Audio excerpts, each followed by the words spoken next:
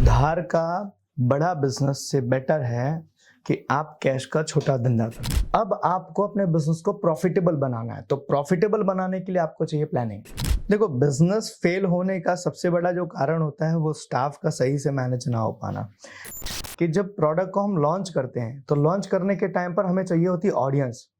तो ऑडियंस तभी मिलेगी जब मार्केटिंग करोगे। तो प्रोडक्ट लॉन्चिंग के टाइम पे तुम्हें बहुत मास कैटेगरी को टारगेट करना है, उसके लिए तुम मार्केटिंग करने की ज़रूरत है। सिर्फ सैलरी देकर या सिर्फ इंसेंटिव देकर या फिर सिर्फ अवार्ड रिवॉर्ड देकर आज के जो जनरेशन के एम्प्लॉयज़ हैं उनको बहुत लंबे टाइम तक आप नहीं टिका पाओगे। आपने मेहनत किया है तो आपको खाना मिलना चाहिए। आप मेहनत करोगे, उसका खाना आज नहीं मिलेगा। मतलब फ्यूचर में आप जो करोगे उसके लिए फ्यूचर में ही चीज़ें आपको मिलेगी। देखो, मैं तो ये कहूँगा कि अगर आपका प्रोडक्ट बच गया है तो उसको भारी डिस्काउंट देकर भी निकालना पड़े तो निकाल दो। देखो, बिजनेस के अंदर दोस्ती रिश्तेदारी दोनों जो है वो आपको बिजनेस के प्रोस्पेक्टिव से नुकसान देती है।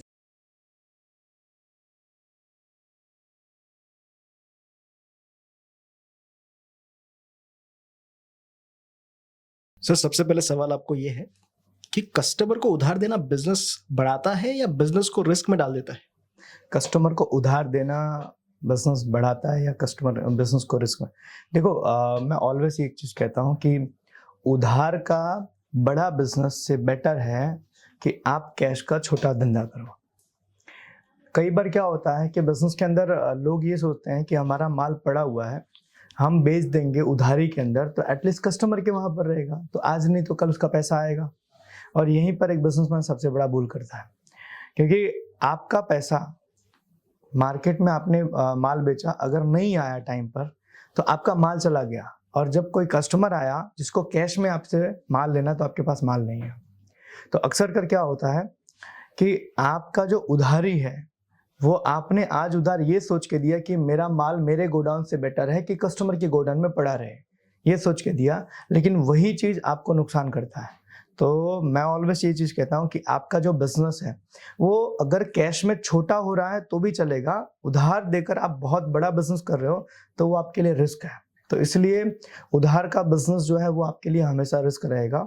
और मैं ये कहूँगा कि आप कोई भी बिजनेस आप करो तो उसको कैश में लेकर जाओ, तो आपके लिए वो फ्यूचर के अंदर बेटर आपको एक अपॉर्चुनिटी या बेटर आपको बढ़िया रिजल्ट दे सकता है। तो उधार का बिजनेस नहीं। एक छोटा बिजनेस बड़ा कैसे बन सकता है? सिर्फ मेहनत, हार्ड वर्क से या फिर उसके लिए planning, proper system and management की रिक्वायरमेंट होती है? देखो, ये दोनों चीज़ बहुत ज़रूरी है कि बिजनेस को ग्रो करने के लिए हार्ड वर्क भी चाहिए, प्लानिंग भी चाहिए और सिस्टम भी चाहिए। कई बार स्टेजेस आपको पता होना चाहिए कि आपका बिजनेस कौन से स्टेज पे है। जैसे कि मैं आपको बताऊं कि जब आप बिजनेस शुरू कर रहे हो तो यहाँ पर बहुत प्लानिंग वगैरह के ऊपर आप बहुत ज़्यादा ध्यान मत दो। पहले आप शुरू करो एज सुन एज पॉसिबल। आप मार्केट में जाओ, मार्केट से रिस्पॉन्स लो, रिव्यू लो, फीडबैक लो और उसके हिसाब से आप उसको चेंजेस करते जाओ। फिर जब आपका बिजनेस थोड़ा अच्छा स्केल कर जाए फिर आपको प्लान करने की ज़रूरत है। मैं कई बार देखता हूँ कुछ बिजनेसमैन होते हैं, वो लोग अपना बिजनेस शुरू करने से पहले बहुत प्लानिंग करते हैं, बहुत परफेक्शन की तलाश करते हैं कि हर चीज़ मेरा परफेक्ट होना चाहिए, और इस परफेक्शन के चक्कर में अपने बिजनेस को लॉन्च ही नहीं कर पाते। अब बिजनेस आप जितना देरी से लॉन्च करोगे, मार्केट से रिस्पॉन्स उतना देरी से आपको मिलेगा और आपका बिजनेस ग्रो होने में उतना ही टाइम लेगा।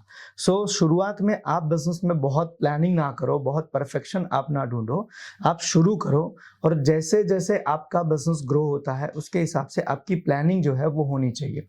जैसे कि एज एग्जाम्पल मैं आपको बताता हूँ कि बिजनेस के अंदर जब शुरुआत लेवल पे आप बहुत प्लानिंग करते हो, बहुत सारी चीज़ें आप करते हो, तो उसमें क्या होता है कि आपका जो प्रोडक्ट है वो परफेक्ट पहली बार में नहीं बनता है। तो आप ये सोचोगे मैं प्रोडक्ट को परफेक्ट करने के चक्कर में मैं ज़्यादा समय लूँ, ज़्यादा प्लानिंग करूँ, ज़्यादा चीज़ें करूँ, तो आपका समय जाएगा, लेकिन प्रोडक्ट परफेक्ट तभी होगा जब वो मार्केट में जाएगा। तो जब तक आप मार्केट में नहीं जाओगे तब तक आपको उसका फीडबैक या उसका रिस्पॉन्स नहीं मिलेगा और आप उसमें इम्प्रूवमेंट नहीं कर सकते हो। तो शुरुआत में आपको चाहिए कि एज सुन एज पॉसिबल आप मार्केट में जाओ, लेकिन जब आप बिजनेस को स्केल करो, मतलब बड़ा करना, मतलब आपका बिजनेस अब बहुत सारे लोग आपका प्रोडक्ट या आपकी सर्विस यूज कर रहे हैं, अब आपको अपने बिजनेस को प्रॉफिटेबल बनाना है। तो प्रॉफिटेबल बनाने के लिए आपको चाहिए प्लानिंग।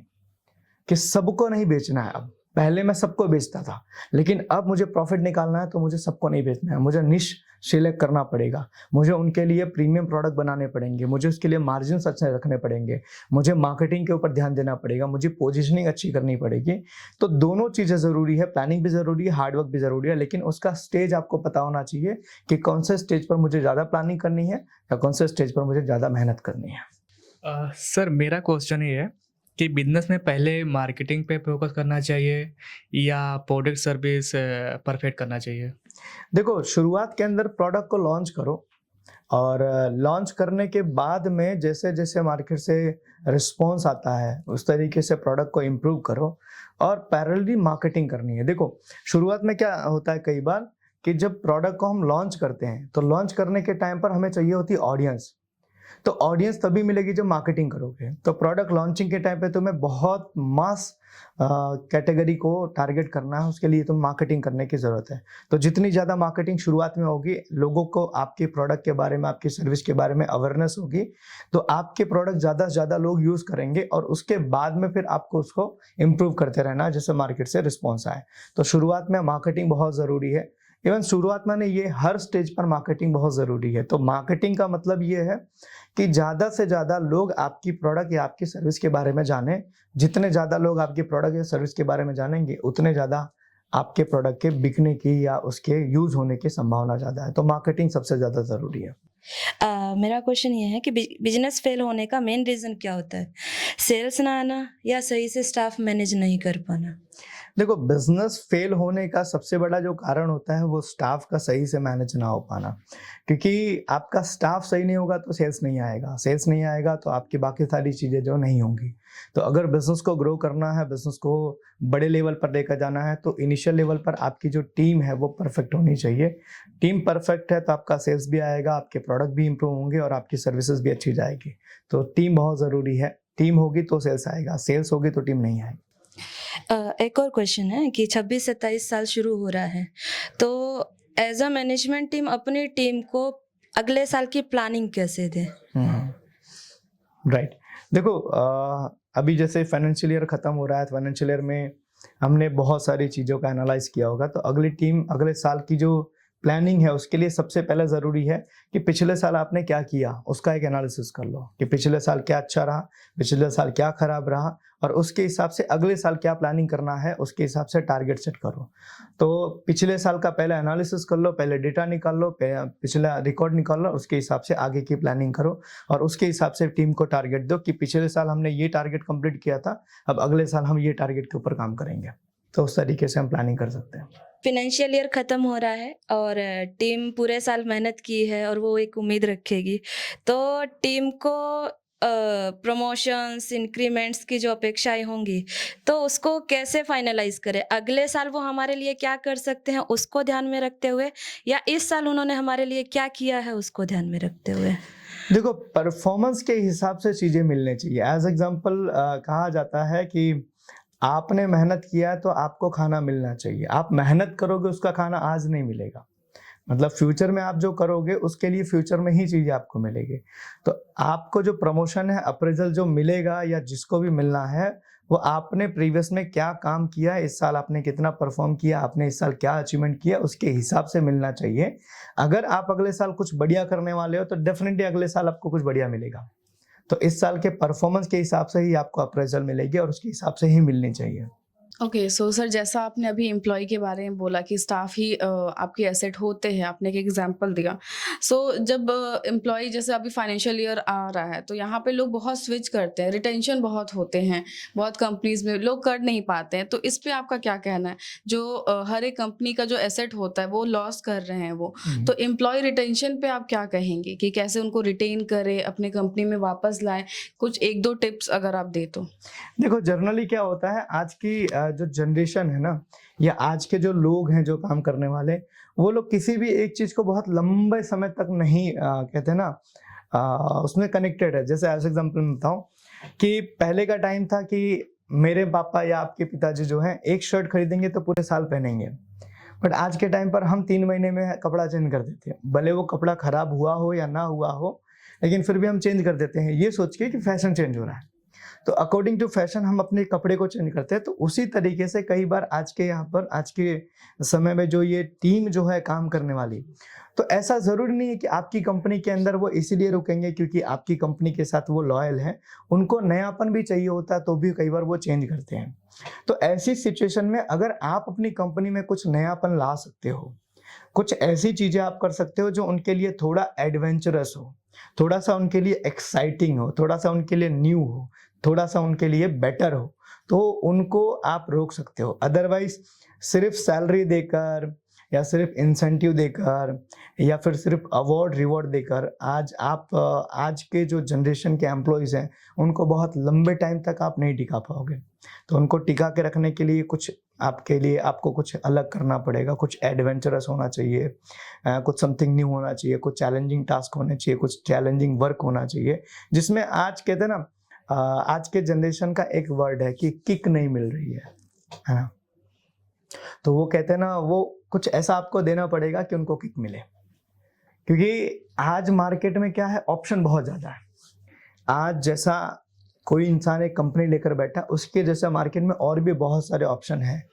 तो मार्केट में इतना ऑप्शन होने के बावजूद आपके वहाँ पर बंदा ऐसे ही नहीं टिकेगा।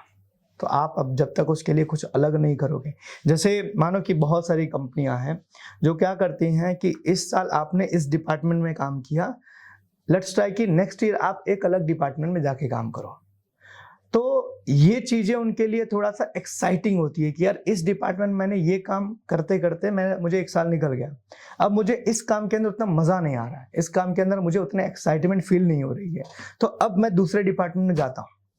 और ये बड़ी बड़ी कंपनियां जैसे खास करके गूगल जो होती हैं, तो गूगल जैसी कंपनियां हैं, वो ये अपना जो तरीका है ना वो अपनाती हैं कि आप कोई भी काम कर रहे हो, अगर आपका मन है किसी और प्रोजेक्ट पर काम करने का, किसी और डिपार्टमेंट में काम करने का, तो आप इजीली शिफ्ट हो सकते हो। और यही कारण है कि गूगल के अंदर सबसे ज़्यादा रिटेंशन रेट है। तो थोड़ा सा हमें लोगों को रोक कर रखने के लिए थोड़ा सा हमें कुछ एडवेंचरस, कुछ अलग डिफरेंट करना पड़ेगा।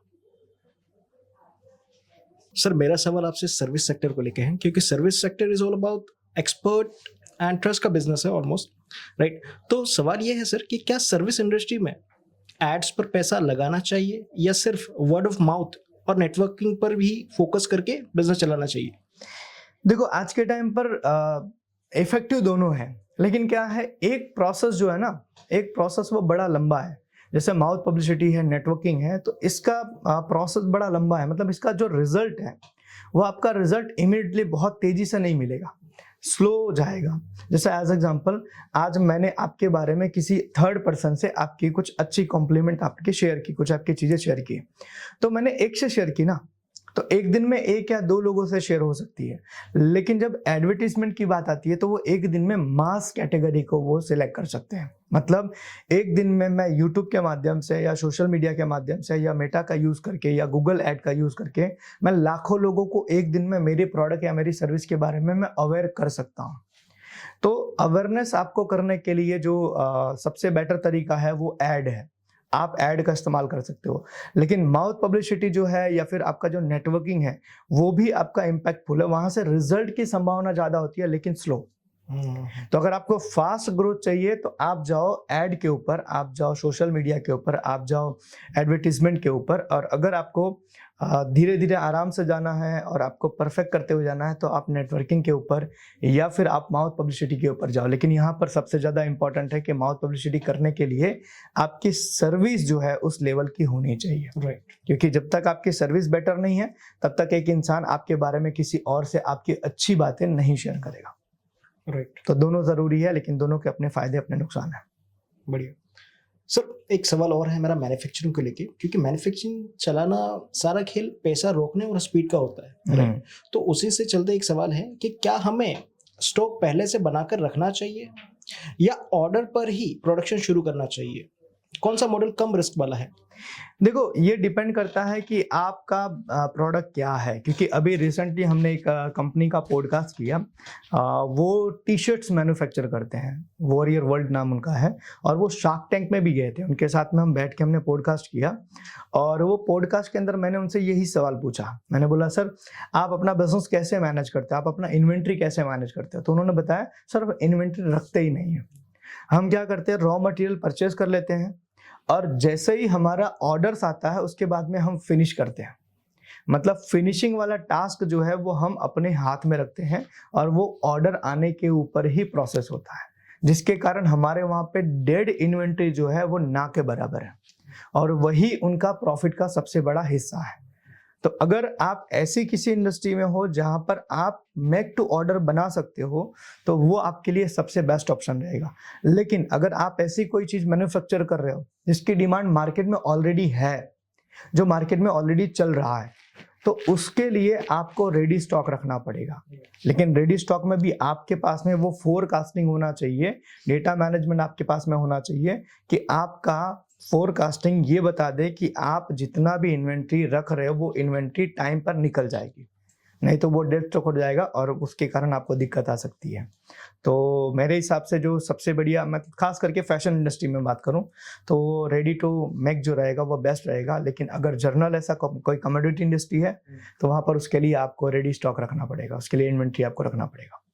राइट सर, एक सवाल और रिटेल सेगमेंट को लेके हैं, क्योंकि आज अक्सर लोग अपने डेट स्टॉक को लेके काफी परेशान होते हैं। तो उससे एक सवाल है, जो माल महीनों से नहीं बिका उसे भारी डिस्काउंट पे निकाल देना चाहिए या अगले सीजन का इंतजार करना चाहिए? इसका कैश फ्लो पर क्या असर पड़ता है सर? देखो, मैं तो ये कहूंगा कि अगर आपका प्रोडक्ट बच गया है तो उसको भारी डिस्काउंट देकर भी निकालना पड़े तो निकाल दो। उसकी वजह मैं आपको बताता हूँ। अगर नेक्स्ट सीजन के लिए आप वेट करोगे तो क्या क्या आपके साथ में घटने की संभावना है, घटना है। सबसे पहला हो सकता है कि आप जो प्रोडक्ट लेकर चल रहे हो अगले सीजन के लिए, उसका फैशन ही खत्म हो जाए, उसका ट्रेंड ही खत्म हो जाए, उसका क्रेज ही खत्म हो जाए, पहली चीज। दूसरा, हो सकता है कि वो प्रोडक्ट अगले सीजन तक खराब हो जाए।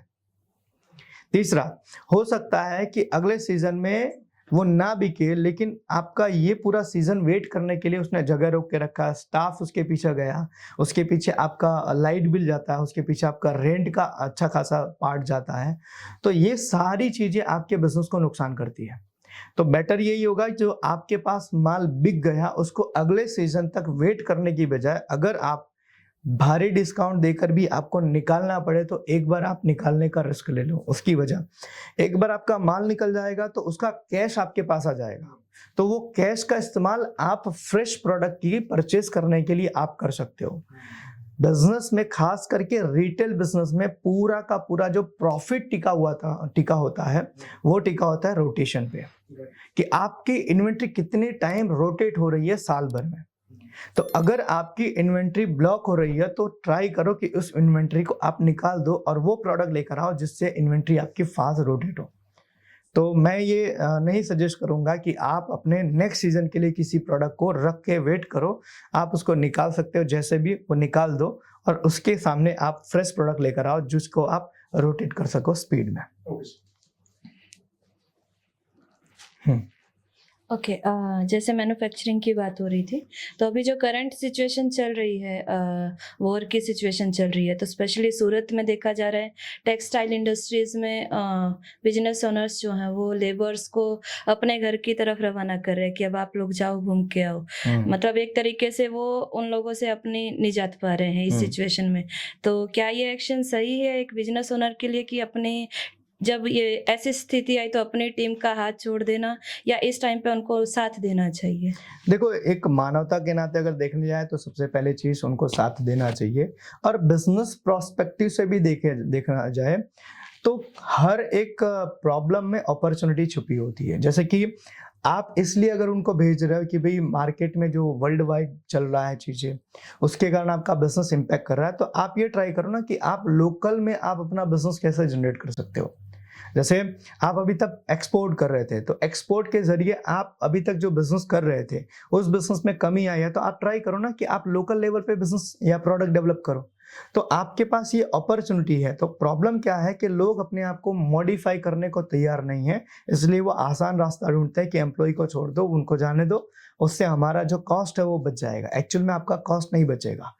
जब वो एम्प्लॉय को आपको ज़रूरत पड़ेगी तो उस टाइम पर शायद वो एम्प्लॉय दोबारा आपको ना मिले। और ये कोविड के टाइम पे हम सब ने देखा था, खास करके टेक्सटाइल इंडस्ट्री ने, कि जब कोविड हुआ तो लोगों ने बोल दिया आप लोग घर चले जाओ, और लोग घर चले गए। लेकिन जब मार्केट ओपन हुआ तो अच्छा खासा पैसा दे दे के उन मजदूरों को दोबारा बुलाया गया था, ये बोलकर कि हम तुम्हें फ्लाइट की टिकट देते हैं, हम तुम्हें एडवांस सैलरी देते हैं, हम तुम्हारे आने जाने का, खाने पीने का, रहने का सारा एक्सपेंस उठाने के लिए तैयार है, लेकिन एक बार तुम आ जाओ। मतलब कहते हैं ना कि आज एक एम्प्लॉय का बुरा वक्त चल रहा है तो आपने उससे निजात पा लिया, कल के दिन तुम्हारा बुरा वक्त होगा तो उस टाइम पर सेम चीज तुम्हारे साथ भी रिपीट होगी। तो ये चीज वो नहीं, मुझे नहीं लगता कि ऐसा करना चाहिए। नया ऑप्शन ढूंढो, नई चीजें करो, डेफिनेटली उसके अंदर कुछ नया ऑप्शन मिलेगा। जैसा बोला जाता है कि बिजनेस में रिलेशन, रेपुटेशन जो है बहुत मैटर करता है। सो क्या बिजनेस में दोस्ती रखना सेफ है या रिस्की? देखो, बिजनेस के अंदर दोस्ती, रिश्तेदारी दोनों जो है वो आपको बिजनेस के प्रोस्पेक्टिव से नुकसान देती है। इसका मतलब मैं आपको बताता हूँ। मैं ये नहीं कह रहा हूँ कि आप दोस्त या रिश्तेदार के साथ बिजनेस मत करो या उनको आप अपने बिजनेस में मत लेकर आओ, लेकिन क्या है, दोस्ती और रिश्तेदारी के चक्कर में आप इमोशनल डिसीजन मत लो। मतलब आपको रिलेशन अपनी जगह रखना है और बिजनेस अपनी जगह रखना है। एज एग्जांपल समझो कि आज आपके साथ में मैं बिजनेस कर रहा हूँ, हम दोनों दोस्त हैं, हम दोनों साथ में मिलकर बिजनेस कर रहे हैं, लेकिन ऐसी सिचुएशन है कि जहां पर आपके और मेरी दोस्ती के कारण हम बिजनेस कर रहे हैं लेकिन एक दूसरे को नुकसान कर रहे हैं, तो ऐसी सिचुएशन के अंदर बिजनेस के ऊपर इम्पैक्ट जाता है।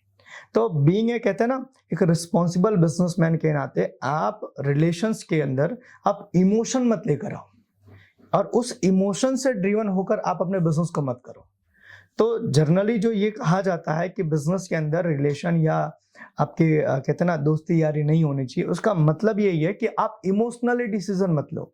अगर आप मेरे बिजनेस के लिए नुकसान बन गए हो या आपके कारण मुझे मेरे बिजनेस में नुकसान झेलना पड़ रहा है, तो बेटर ये है कि मैं वहां पर एक हार्ड डिसीजन लूं बिजनेस के फेवर में, कि जहां पर आपके कारण मेरे बिजनेस को फ्यूचर में नुकसान ना पहुंचे। और मुझे लगता है कि ये सबको समझना चाहिए।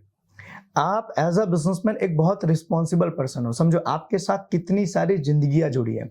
आप जिस बिजनेस को चला रहे हो उस बिजनेस के साथ एम्प्लॉयज हैं, उनका घर परिवार चल रहा है, आपके कस्टमर्स हैं, उनका घर परिवार चल रहा है, आपके वेंडर्स हैं, उनका घर परिवार चल रहा है, आपके बैंक वाले हैं, उनका घर परिवार चल रहा है। मतलब आपके बिजनेस करने से इतने सारे लोगों का घर परिवार चल रहा है। इसका मतलब ये कि आपके बिजनेस में कहीं पर नेगेटिव इंपैक्ट आया या आपके बिजनेस में कहीं पर भी क्राइसिस आया तो ये सारे लोग जो हैं जिनका घर आपके बिजनेस के कारण चल रहा है उनका घर डिस्टर्ब होगा।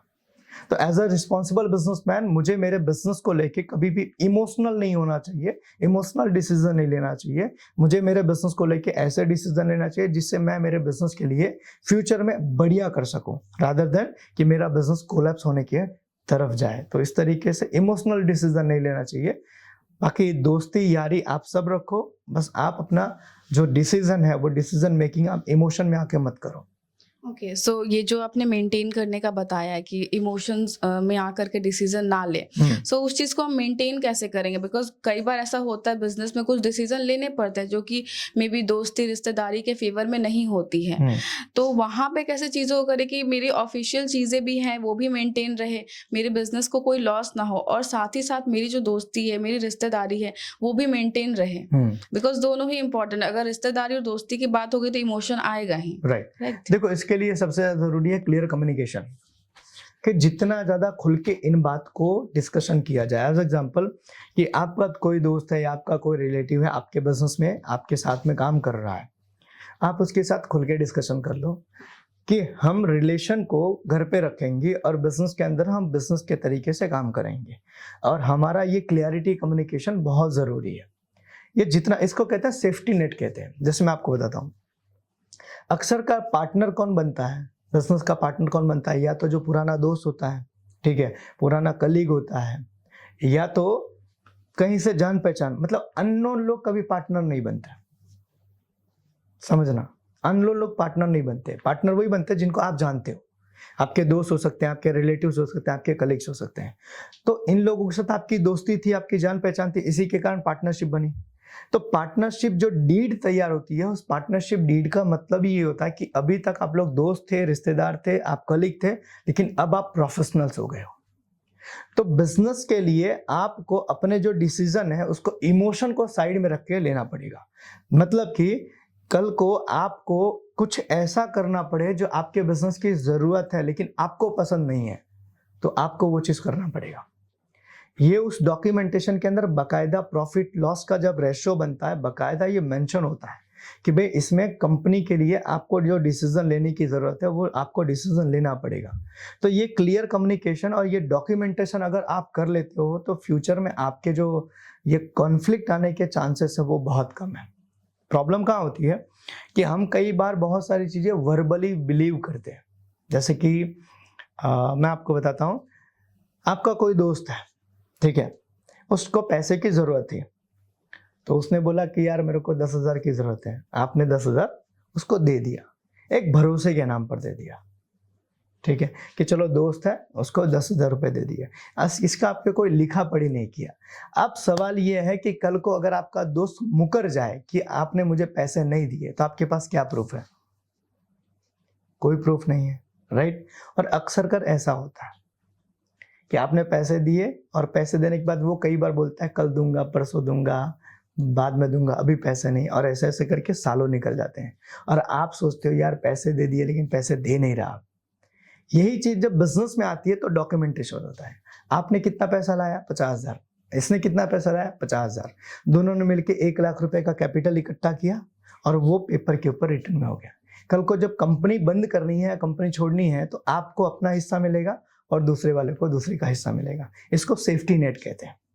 तो ये safety net as a document तरीके से हम जितना स्ट्रांग रखेंगे उतना फ्यूचर के अंदर ये कॉन्फ्लिक्ट आने की संभावना बहुत कम है। तो बिजनेस में आप दोस्ती यारी सब कुछ रखो, लेकिन बिजनेस को दोस्ती यारी और रिश्तेदारी के हिसाब से मत चलाओ। मतलब इमोशनली होके आपको कभी डिसीजन नहीं लेना। सर, बात जैसे भी क्राइसिस को लेके चली रही थी, तो सवाल और एक है कि अगर कल मार्केट में कोई नया बड़ा कंपटीटर आ जाए, जैसे आ ही रहे हैं अभी, राइट, तो ये अनसर्टेनिटी है, लेकिन आ जाए तो ये बड़े जो मार्केट वाले हैं ये पूरा मार्केट कैप्चर कर रहे हैं, तो ऐसे में छोटे बिजनेसमैन को क्या स्टेप लेने चाहिए? ये बहुत बड़ा सवाल है और बहुत अच्छा सवाल है। जनरली ये लोग है ना, प्रॉब्लम क्या होती है कि बड़ा कॉम्पिटिटर आने से लोग घबरा जाते हैं। बड़ा कॉम्पिटिटर आने से आपको घबराना नहीं है, क्योंकि हर इंसान का प्लस और माइनस दोनों होता है। तो आपको ये ढूंढने की जरूरत है कि उसका माइनस क्या है, उसके माइनस को आप अपना प्लस बना दो। जैसे कि एज एग्जाम्पल, बहुत सारे लोग बोलते हैं कि सर जब से ऑनलाइन बिजनेस आया है तब से हमारे बिजनेस बहुत इंपैक्ट पड़ा है। डेफिनेटली इंपैक्ट पड़ा है, लेकिन आपका इंपैक्ट इसलिए पड़ा क्योंकि आपने कोई स्टेप नहीं लिया। आप ये देख रहे हो कि बड़ा प्लेयर आया है, बड़े प्लेयर के पास में पैसा ज्यादा है, उसके पास प्रोफेशनल स्टाफ ज्यादा है, उसके पास सिस्टम टेक्नोलॉजी ज्यादा है, जिसके कारण वो हमारे बिजनेस को कैप्चर करा। लेकिन आपके पास में कुछ और भी चीजें हो सकती है जो आपकी प्लस पॉइंट है, जैसे कि आपकी सर्विस, आपका कम्युनिकेशन, आपका पर्सनल रिलेशनशिप। ये जो चीजें ना बड़ी कंपनी के पास नहीं होती। जैसे कि एज एग्जाम्पल मैं आपको बताता हूँ, आप जिस एरिया में रहते हो उस एरिया में समझो 10 दुकान वाले हैं।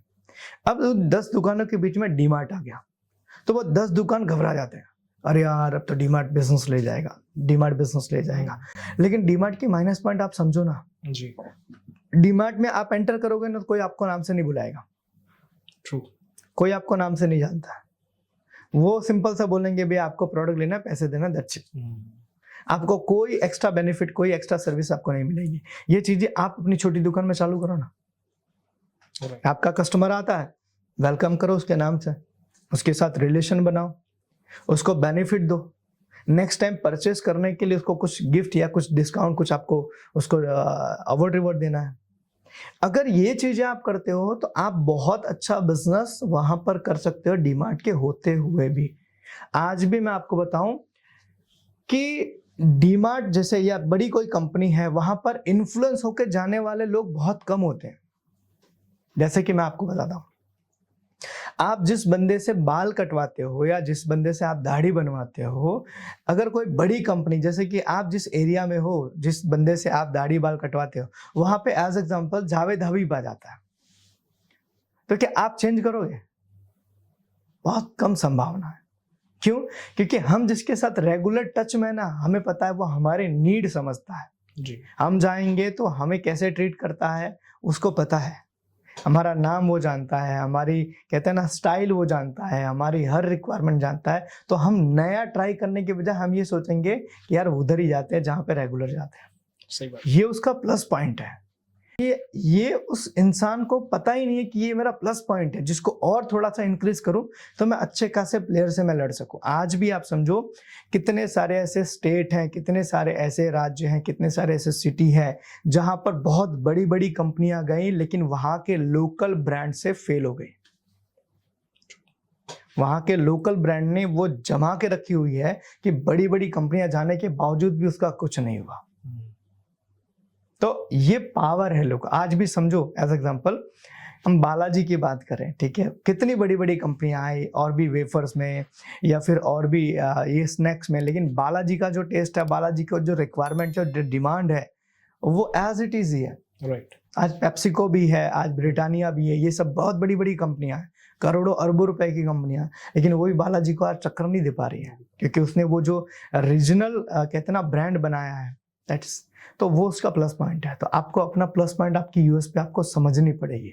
आपको देखो मैं किताब पढ़ रहा था, किताब का नाम है जीत आपकी। उसमें पहली स्टोरी है डेविड एंड गोलियत की। तो उसमें जो गोलियत होता है वो बहुत बड़ा, मतलब शायद राक्षस होता है। यस। तो वो बहुत बड़ा राक्षस होता है। तो सब लोग है ना भागने लगते हैं, डरने लगते हैं, बोलते क्या हुआ?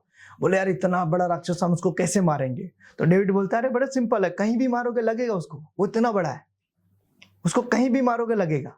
ये तो तुम्हारा प्लस पॉइंट है, तो कहीं भी मारो ना। छोटा होता तो तुम्हें निशाना लगाना पड़ता, लेकिन वो इतना बड़ा है, तुम कहीं भी मारोगे उसको लग जाएगा। यही चीज समझने की जरूरत है कि बड़े बड़े ब्रांड के पास कुछ ऐसी चीजें होती हैं जो उसका माइनस पॉइंट होती है और जो एक लोकल ब्रांड का, छोटी दुकान का प्लस पॉइंट होती है। इसको जिस दिन वो समझ जाएंगे, बड़ी ब्रांड को बीट कर सकते हैं। Okay, great sir. सर एक सवाल और है, क्योंकि करंट सिचुएशन को लेके है, क्योंकि दुनिया भर में स्लो डाउन और प्राइस हाइक का माहौल है, राइट? तो सवाल यह है, जब रॉ मटेरियल्स महंगा होता है तो क्या प्रोडक्ट की क्वांटिटी कम करनी चाहिए या प्राइस बढ़ा देना चाहिए? कौन सा डिसीजन कस्टमर को कम चोट पहुंचाता है? देखो जब रॉ मटेरियल जो है, अगर मानो कि आपका रॉ मटेरियल का प्राइस बढ़ रहा है और उस टाइम पर मार्केट में आपको टिके रहना है, तो आप ना सडनली प्राइस मत बढ़ाओ, ठीक है? प्राइस आप बढ़ा दोगे तो क्या है, कई बार कस्टमर तुरंत के तुरंत टूट जाएंगे।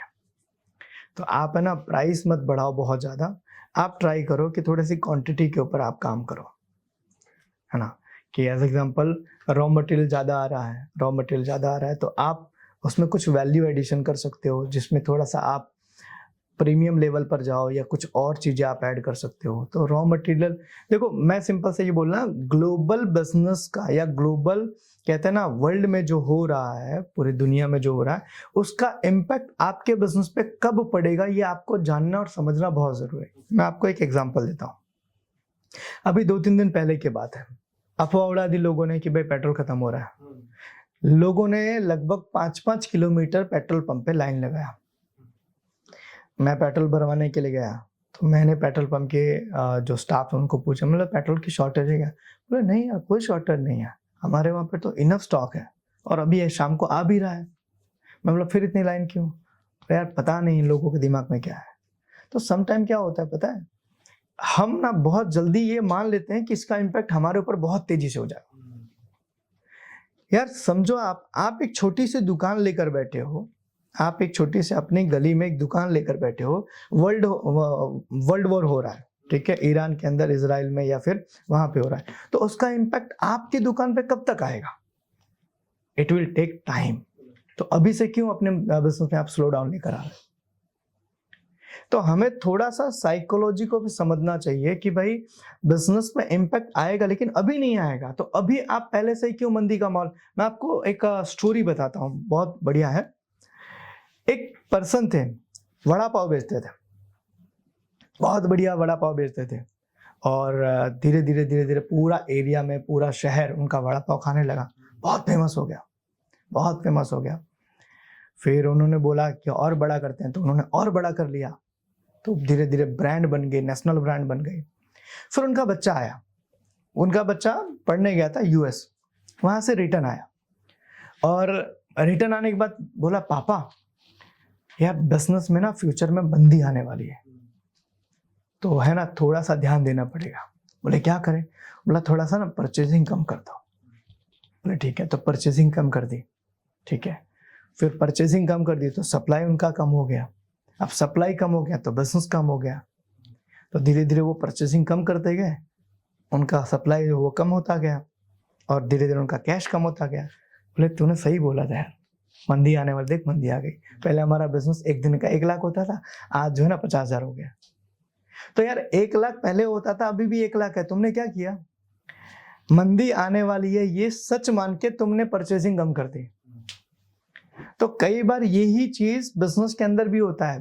हो क्या रहा है, ईरान में, इजराइल में और अमेरिका में युद्ध चल रहा है, ठीक है। अब तुमने क्या बोला कि भाई जैसे कि यहाँ पर हुआ कि भाई युद्ध चल रहा है तो दुकानें 5 दिन ही खुले रहेंगी, ठीक है, 5 दिन ही खुले रहेंगे।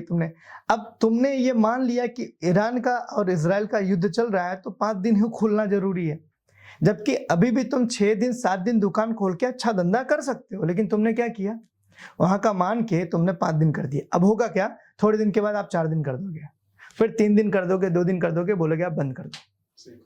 तो कहीं ना कहीं आपने अपने बिजनेस को खुद बंद किया। इम्पैक्ट कम था लेकिन आपने उसको कहीं ना कहीं अपने ऊपर हावी होने दिया। तो ये आज के टाइम पे सबसे बड़ा प्रॉब्लम है कि लोग कई बार सिचुएशन को अपने ऊपर हावी होने देते हैं, अपने कहते हैं ना उन चीजों में से निकलने का रास्ता नहीं ढूंढते। तो ये चीजें कहीं ना कहीं उनके बिजनेस को इम्पैक्ट करती है। तो जब भी ऐसी सिचुएशन आए तो तुरंत इमीडिएट डिसीजन मत लो, थोड़ा सा वेट करो, थोड़ा सा आप ध्यान दो, थोड़ा सा आप आजू बाजू का आसपास का माहौल ऑब्जर्व करो, देन आप डिसीजन लो, तो उसके लिए आपके लिए बेटर रहेगा। अरे मैं बता रहा हूँ, अभी रिसेंटली न्यूज आई, टेक्सटाइल मार्केट 5 दिन ही बंद रहेगा। 5 दिन ही बंद, मतलब 5 दिन ही चालू रहेगा, 2 दिन शट डाउन होगा। ये चीज अब समझो, अगर आप टेक्सटाइल में हो, ठीक है, तो आप और ऑप्शन ढूंढ सकते हो ना कि मैं अभी तक इंटरनेशनल लेवल पे बिजनेस कर रहा था, अब इंटरनेशनल में अगर प्रॉब्लम है तो एक काम करते हैं ना, हम नेशनल लेवल का ब्रांड, नेशनल लेवल पे कुछ करने की सोचते हैं। ये कहते हैं ना, ये थोड़ा सा अपने आप को कस्टमाइज रखना बहुत जरूरी है। लोग है ना कस्टमाइज नहीं होते हैं कि भाई सिचुएशन के हिसाब से ढल जाओ। आपको पता है इस दुनिया में सबसे लंबा जीव कौन सा जीता है, पता है? पता है? इस दुनिया में सबसे लंबा जीव जीता है कॉकरोच। वो हजारों साल से था, आज भी है और 1000 साल बाद भी रहेगा। पता है क्यों? क्योंकि वो क्लाइमेट के हिसाब से अपने आप को चेंज कर लेता है और बाकी लोग नहीं चेंज कर पाते। तो आप इसकी हिस्ट्री पढ़ोगे ना, कॉकरोच की हिस्ट्री पढ़ोगे तो आपको पता चलेगा दुनिया में सबसे लंबा जीने वाला अभी तक का जीवित कोई जीव है तो वो है कॉकरोच है। वो सबसे पहले हजारों साल पहले भी था, आज भी है और हजारों साल बाद भी रहेगा, क्योंकि उसको अपने आप को माहौल के हिसाब से बदलना आता है। और देखो कई सारे लोग हैं, मतलब जो पहले थे, पहले के जीव ऐसे जिसको हम हिस्ट्री में पढ़ते हैं कि डायनासोर हुआ करते थे, आज नहीं है। क्यों? क्योंकि वो क्लाइमेट के हिसाब से चेंज नहीं हो पाए। तो हमें थोड़ा सा अपने आप को कस्टमाइज रखना पड़ेगा।